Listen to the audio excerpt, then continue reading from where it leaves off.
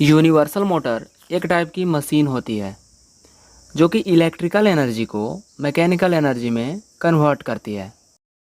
इस टाइप के मोटर को आइदर डीसी और सिंगल फेज एसी करंट से ऑपरेट होने के लिए डिजाइन किया जाता है।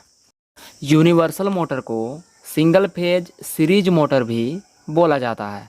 इसका कंस्ट्रक्शन डीसी सीरीज मोटर के जैसा होता है, लेकिन जो इसका ऑपरेशन है वो उससे डिफरेंट होता है। तो इस वीडियो में यूनिवर्सल मोटर के कंस्ट्रक्शन और इसके वर्किंग को डिटेल में समझेंगे।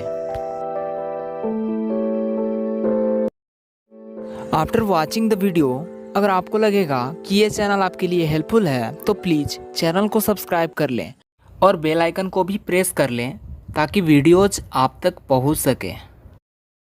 जस्ट लाइक अदर मोटर्स, इसमें भी दो मेन पार्ट होता है, stator and rotor. Stator motor का स्टेशनरी पार्ट होता है, वो एक पोजीशन पर फिक्स रहता है। स्टेटर के इनर पोर्शन पर पोल बना हुआ रहता है एंड पोल्स के अराउंड वाइंडिंग किया हुआ रहता है। वाइंडिंग के लिए जनरली हम लोग कॉपर वायर का यूज करते हैं क्योंकि उसका कंडक्टिंग प्रॉपर्टी हाई होता है। मोटर का जो रोटेटिंग पार्ट रहता है उसको आर्मेचर या फिर रोटर बोला जाता है। आर्मेचर के आउटर स्लॉट्स पे वाइंडिंग किया हुआ रहता है और यहाँ पर भी कम्यूटेटर एंड ब्रश असेंबली लगा हुआ रहता है। स्टेटर पोल्स के अराउंड जो वाइंडिंग किया हुआ रहता है उसको फील्ड वाइंडिंग बोलते हैं एंड आर्मेचर स्लॉट्स में जो वाइंडिंग किया हुआ रहता है उसको आर्मेचर वाइंडिंग बोला जाता है। यहाँ पर field winding and armature winding एक दूसरे के साथ सीरीज में कनेक्ट रहता है। यूनिवर्सल मोटर का स्टेटर एंड आर्मेचर कोर जो रहता है वो लेमिनेटेड रहता है to reduce eddy current loss.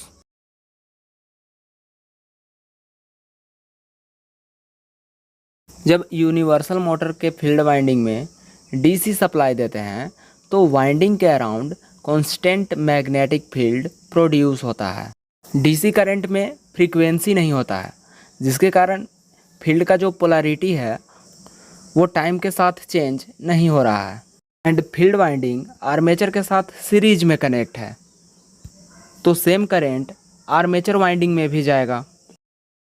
तो according to working principle of DC motor, whenever current carrying conductor placed in magnetic field, conductor experiences the force in tangential direction.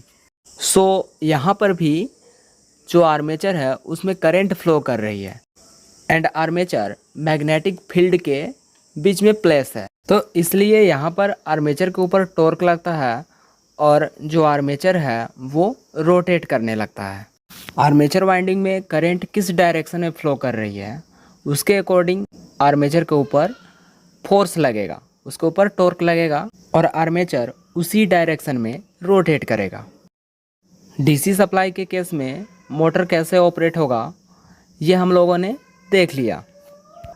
Now how does it operate on single phase AC supply.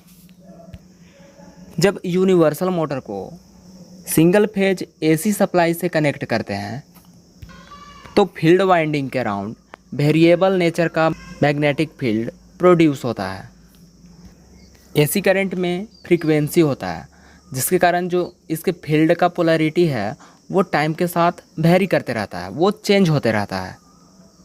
Suppose during positive half cycle of AC current stator के इस पोल पर north pole बन रहा है and यहाँ पर south pole develop हो रहा है, तो इस कंडीशन में फील्ड का डायरेक्शन कुछ इस तरह से होगा। जो फ्लक्स है वो नॉर्थ पोल से साउथ पोल की ओर ट्रेवल करेगा और आर्मेचर वाइंडिंग में जो करंट का डायरेक्शन है वो फील्ड फ्लक्स के डायरेक्शन के अकॉर्डिंग डिटरमाइन होगा। As you can see cross and dot, यहाँ पर क्रॉस का मतलब है कि जो करंट का डायरेक्शन है वो अंदर की ओर है, यहाँ पे करंट अंदर की ओर जा रही है और डॉट का मतलब है कि करंट बाहर की ओर आ रही है। इस केस में फील्ड का जो नॉर्थ पोल है वो क्रॉस के साइड है एंड जो साउथ पोल है वो डॉट के साइड है।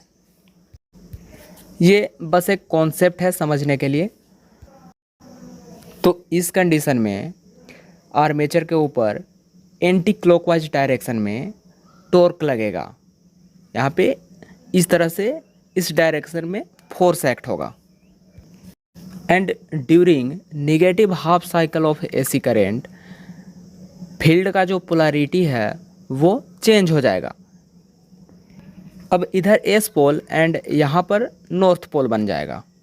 तो उसी के अकॉर्डिंग आर्मेचर वाइंडिंग में भी करंट का डायरेक्शन चेंज करेगा। मतलब करंट के रिवर्स होने के बाद मैग्नेटिक फील्ड का जो डायरेक्शन है वो चेंज हो रहा है, और साथ ही साथ आर्मेचर वाइंडिंग में जो करंट फ्लो कर रही है उसका डायरेक्शन भी चेंज हो रहा है। और इस केस में भी एन पोल क्रॉस के साइड है एंड साउथ पोल डॉट के साइड है, सेम एज फर्स्ट केस, जिसके कारण आर्मेचर के ऊपर लगने वाला टॉर्क का डायरेक्शन ऑलवेज सेम रहता है, वो चेंज नहीं होता है। इसलिए इस केस में भी जो आर्मेचर है वो एंटी क्लॉकवाइज रोटेट करेगा। और यहाँ पर Fleming left hand rule use करके आप चेक कर सकते हैं कि जब करंट का डायरेक्शन चेंज हो रहा है तो फोर्स का डायरेक्शन सेम है या नहीं। Universal motor single phase AC supply से भी ऑपरेट होता है। इसका मेन कॉन्सेप्ट यही है कि जब सप्लाई करंट रिवर्स होती है तो फील्ड फ्लक्स का पोलैरिटी भी चेंज होता है, और उसके साथ ही साथ आर्मेचर करंट का डायरेक्शन भी चेंज होता है। लेकिन आर्मेचर के ऊपर लगने वाला टॉर्क का डायरेक्शन सेम रहता है, वो चेंज नहीं होता है, जिसके कारण जो आर्मेचर है वो ऑलवेज सेम डायरेक्शन में रोटेट करता है। तो इस तरह से जो यूनिवर्सल मोटर है वो ऑपरेट होता है।